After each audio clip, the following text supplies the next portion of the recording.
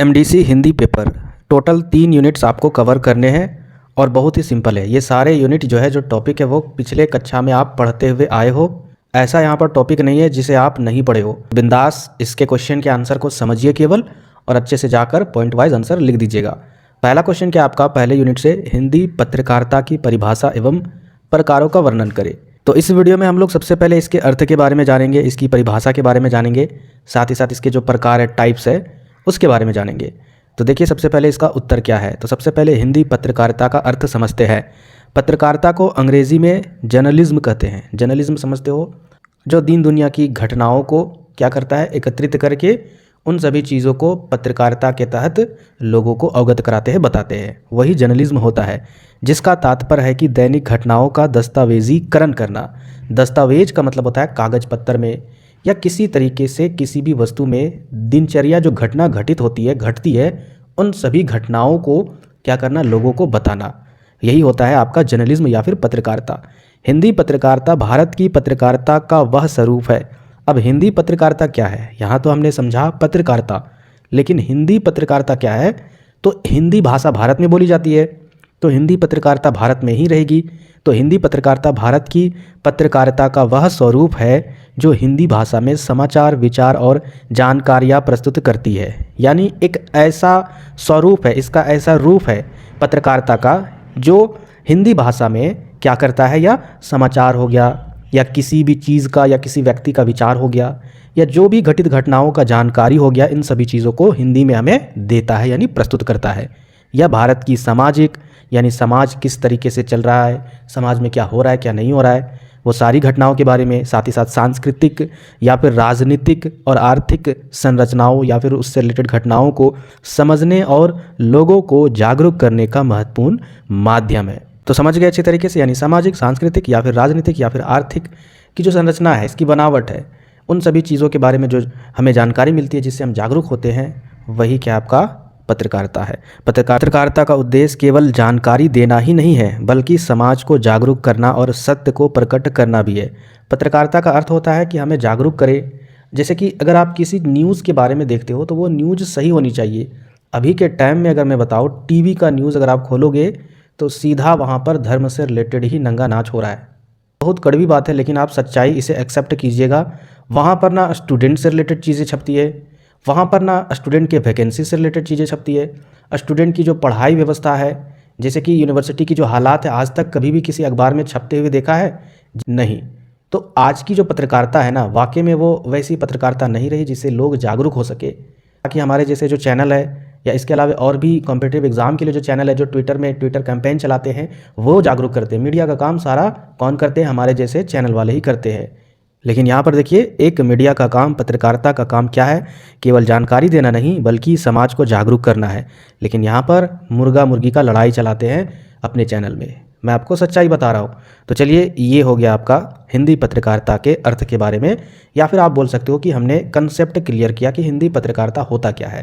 अब इसकी परिभाषा देख लीजिए। हिंदी पत्रकारिता एक ऐसी प्रक्रिया है जिसके माध्यम से समाज में हो रही घटनाओं, विचारों और सूचनाओं को हिंदी भाषा के माध्यम से लोगों तक पहुंचाया जाता है।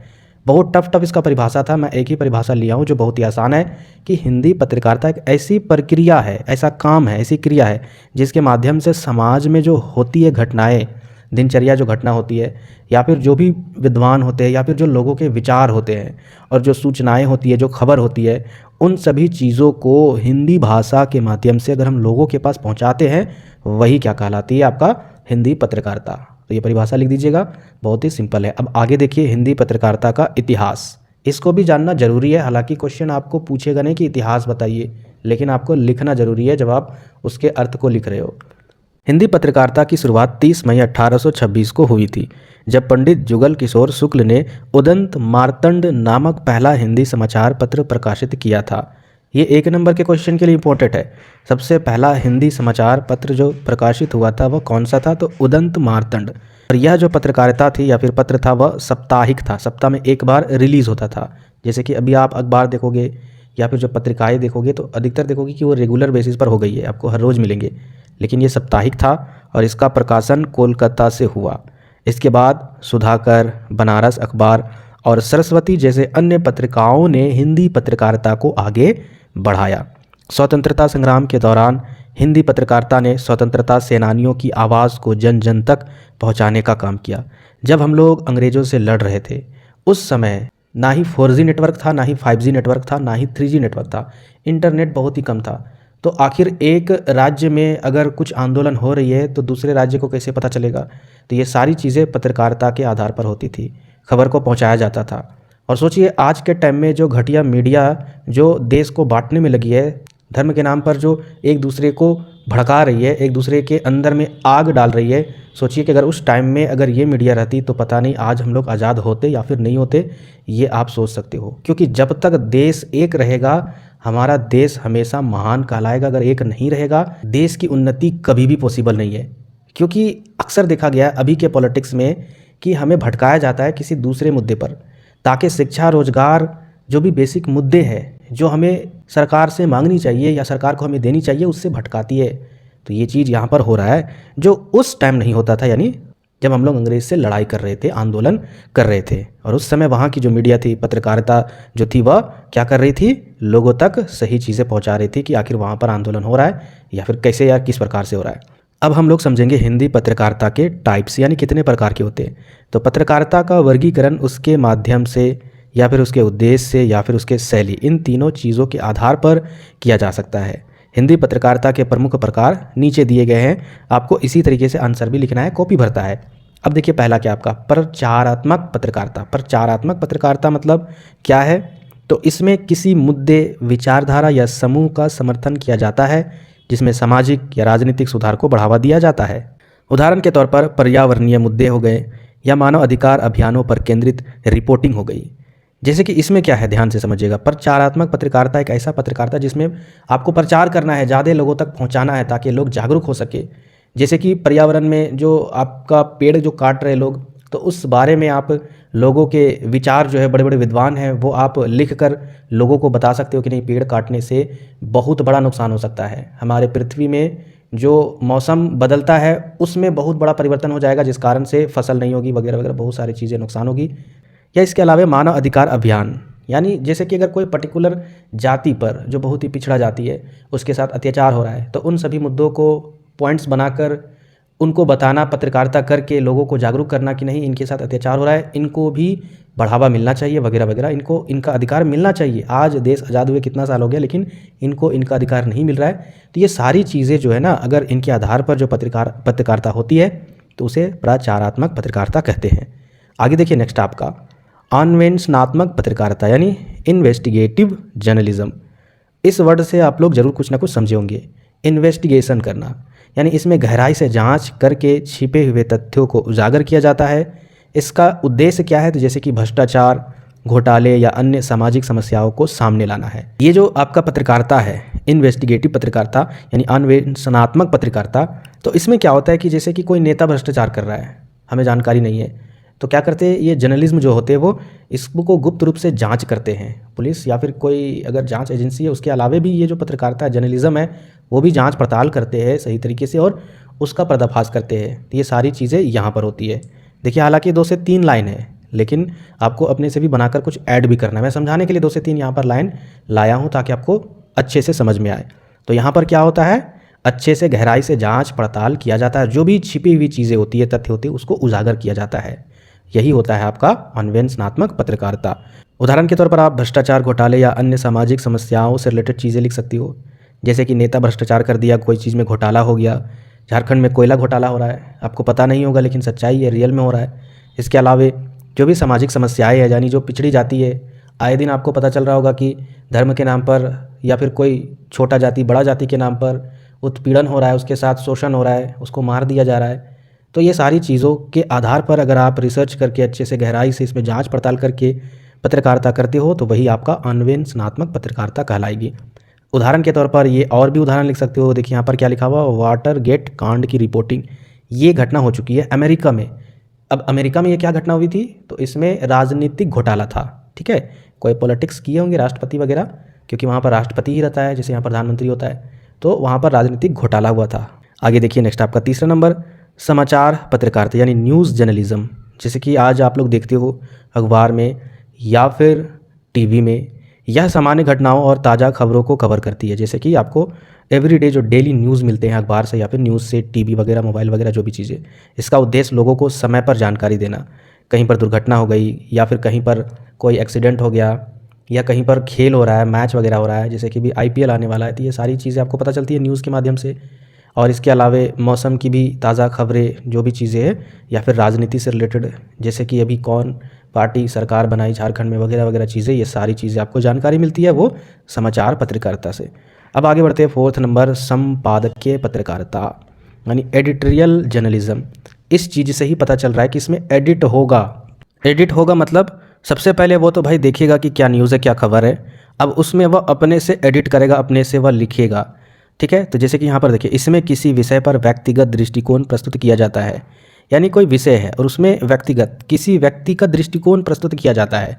इसका उद्देश्य पाठकों को प्रभावित करना है, जो पढ़ते हैं न्यूज़ वगैरह उसको प्रभावित करना है, या फिर विचार विमर्श को बढ़ावा देना है। जैसे कि उदाहरण के तौर पर अखबारों के संपादकीय कॉलम, जैसे यहाँ पर समझिए ध्यान से।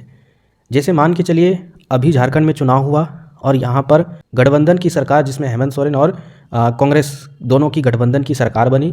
अब इसमें किसी व्यक्ति से अगर हम विचार विमर्श करेंगे, पूछेंगे, जैसे तैसे व्यक्ति से नहीं, किसी महान व्यक्ति से या पुराने जो पत्रकार हैं उससे पूछेंगे, उसका इंटरव्यू लेंगे, व्यक्तिगत तौर पर उससे पूछेंगे कि आखिर आपका क्या विचार है जो यहाँ पर ये सरकार बनाई, तो वो अपना विचार साझा करेंगे। और इससे क्या होगा कि उनके जो विचार और विमर्श है वो जनता तक पहुँचेगी। तो यही काम यहाँ पर होता है संपादकीय पत्रकारिता का, यानी किसी भी व्यक्तिगत दृष्टिकोण का किसी भी खबर के आधार पर जो भी उनका विचार होता है वही लोगों तक पहुँचाया जाता है। इसमें क्या होता है कि जो अखबार वाले होते हैं या न्यूज़ वाले होते हैं वो एडिट भी कर सकते हैं। चलिए अब आगे देखते हैं। नेक्स्ट आपका 5वां नंबर, साहित्यिक पत्रकारिता। साहित्यिक पत्रकारिता मतलब समझते हो ना, समझिए। साहित्य का मतलब आप समझते होंगे, इतिहास अगर आप पढ़ते हो। इसमें गहरी और विस्तृत कहानी कहने का तरीका अपनाया जाता है, यानी इसमें क्या होता है कि कहानी के जैसा इसमें होता है। आपको ऐसा न्यूज़ मिलेगा इसमें जो कहानी के जैसा लगेगा, ठीक है। इसका उद्देश्य क्या है, विषय को साहित्यिक शैली में प्रस्तुत करना। कोई भी विषय है उसे कहानी के जैसा, एक साहित्य के जैसा प्रस्तुत किया जाता है। उदाहरण के तौर पर ऐतिहासिक घटनाओं पर लेख, जैसे कि कोई ऐतिहासिक घटना है और उस पर कोई लेख लिख रहा है, जर्नलिज्म कोई लेख लिख रहा है, तो उसको कहानी के जैसा ही लिखेगा। तो ये हो गया साहित्यिक पत्रकारिता, यानी नाम से ही आपको इसी तरीके से आंसर घुमा देना है, वही आंसर हो जाएगा और एक उदाहरण दे दीजिएगा। आगे देखिए। नेक्स्ट आपका 6वां नंबर, खेल पत्रकारिता यानी स्पोर्ट्स जर्नलिज्म। अब ये भूल जाएंगे कि इसमें क्या लिखे। खेल पत्रकारिता मतलब इसमें खेल के घटनाओं से रिलेटेड जानकारियाँ एकत्रित की जाती है। इसका उद्देश्य खेल प्रेमियों को जानकारी और विश्लेषण प्रदान करना है, यानी जो भी लोग खेल देखना पसंद करते हैं तो खेल से रिलेटेड खबर को बताना ही ऐसे जर्नलिज्म का काम होता है। समझ में आया ना। जैसे कि क्रिकेट के बारे में आपको पता चलती है, फुटबॉल या फिर ओलंपिक की जो खबरें पता चलती है, उन सभी चीज़। आगे देखिए 7 नंबर, व्यापार पत्रकारिता। व्यापार मतलब बिजनेस से रिलेटेड, आपको इंटरेस्ट है बिजनेस में, तो इसके बारे में आपको खबर भी तो चाहिए, न्यूज़ भी तो चाहिए कि कहाँ पर कौन से बिज़नेस किस तरीके से प्रोग्रेस कर रही है, किस बिज़नेस का क्या वैल्यू है, वगैरह वगैरह चीज़ें। तो इसमें आर्थिक और व्यावसायिक विषयों को कवर किया जाता है, यानी आर्थिक मतलब पैसे कौड़ी से रिलेटेड, और इसका उद्देश्य उद्योग, बाजार और व्यापार जगत की जानकारियाँ देना है। उदाहरण के तौर पर जैसे स्टॉक मार्केटिंग के बारे में जानकारी आपको मिलती है, या व्यापारिक नीतियों की जो रिपोर्ट मिलती है वो इसी के अंडर में आती है। आगे देखिए। नेक्स्ट आपका 8 नंबर, वैज्ञानिक पत्रकारिता। इसके नाम से ही आपको पता चल गया होगा कि भाई इसमें कुछ ना कुछ रिसर्च वाली चीज़ें हैं, जैसे कि इसमें विज्ञान, प्रौद्योगिकी और अनुसंधान का मतलब होता है रिसर्च, इन सभी से संबंधित विषयों को सरल भाषा में प्रस्तुत किया जाता है।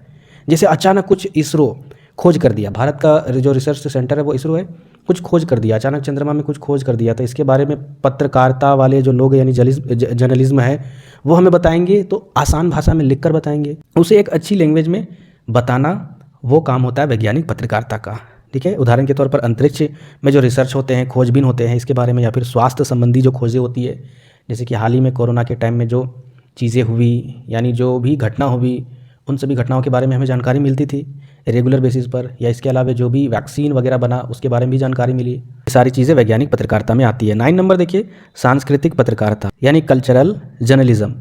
इसमें क्या होता है, सांस्कृतिक से रिलेटेड चीज़ें दी रहती है, जैसे कि यह कला, संस्कृति, साहित्य और मनोरंजन के क्षेत्रों को कवर करती है। इसका उद्देश्य समाज की सांस्कृतिक धरोहर को बढ़ावा देना है। उदाहरण के तौर पर फिल्म समीक्षा, नाटकों की रिपोर्टिंग, यानी जैसे कि कोई भी फिल्म निकलता है, कुछ भी फिल्म रिलीज़ होता है, तो उस फिल्म से रिलेटेड जो भी चीज़ें होती है, जो भी मतलब उस फिल्म में जो भी चीज़ें बताई जाती है, संस्कृति से रिलेटेड, कला या साहित्य या जो भी चीज़ें मनोरंजन से रिलेटेड होती है, तो उसके बारे में खबर देना, या फिर इसके अलावा नाटकों की जो रिपोर्टिंग होती है उन सभी चीज़ों के बारे में। ओवरऑल अगर आपको समझ में नहीं आ रहा, इतना लिखिएगा कि ये जो पत्रकारिता वह कला, संस्कृति, साहित्य और मनोरंजन के क्षेत्र को ही कवर करती है और इसका उद्देश्य है समाज की सांस्कृतिक धरोहर को बढ़ावा देना, लोगों तक अपनी संस्कृति के बारे में जागरूकता फैलाना, यही इसका काम है। लोगों को पता चले कि उनकी संस्कृति क्या है और क्या थी। चलिए आगे देखते हैं। 10 नंबर डिजिटल पत्रकारिता। अभी के टाइम में यही चीज़ ज़्यादा प्रचलित है, वायरल है। तो यह ऑनलाइन माध्यमों जैसे कि सोशल मीडिया और वेबसाइट के माध्यम से की जाती है। सोशल मीडिया में सारा कुछ आ गया, जैसे कि ये मेरा जो अभी यूट्यूब चैनल है ये भी सोशल मीडिया है, फेसबुक और इसके अलावा गूगल और भी चीज़ें हैं।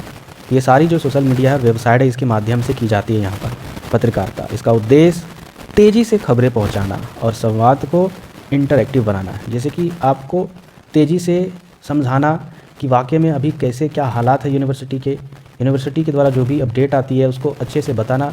तो हम भी एक तरह से ही डिजिटल पत्रकारिता का उदाहरण है, हम भी।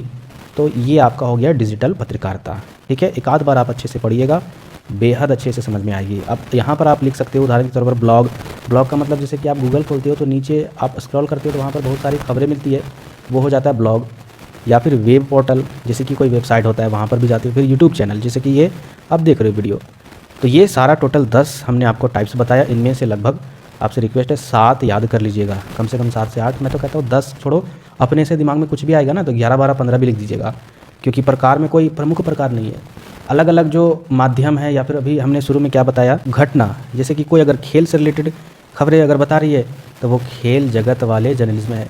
कोई अगर वैज्ञानिक से रिलेटेड चीज़ें बता रही है तो वह वैज्ञानिक जर्नलिज्म है। तो इस तरीके से आप अपने से भी ढूंढ सकते हो, बाकी आप 10 को 10 भी लिख सकते हो। निष्कर्ष के तौर पर आपको क्या लिखना है कि हिंदी पत्रकारिता भारत की लोकतांत्रिक व्यवस्था का महत्वपूर्ण हिस्सा है। यह समाज को सूचित, शिक्षित और जागरूक करने का काम करती है।